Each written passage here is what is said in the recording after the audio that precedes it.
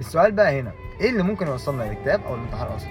من الحاجات اللي بقت منتشره الفتره دي كتير اننا على طول بنشوف ناس كتير عندها اكتئاب واحباط ومخنوقه، وممكن الموضوع كمان ساعات يتطور معاهم للانتحار.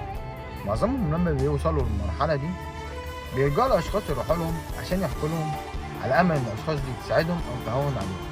عادي ان انت تروح تحكي لحد، بس الاهم من ده كله لازم الشخص اللي بتحكي له ده يكون شخص مناسب، علشان لا قدر الله انت لو حكيت لحد غلط ممكن بالعكس بدل ما يفيدك يضرك، يعني ممكن يخلي حالتك اوحش من لما انت رحت له. بس السؤال او الحاجه الاهم هنا هو ايه اللي ممكن يوصلنا لكده؟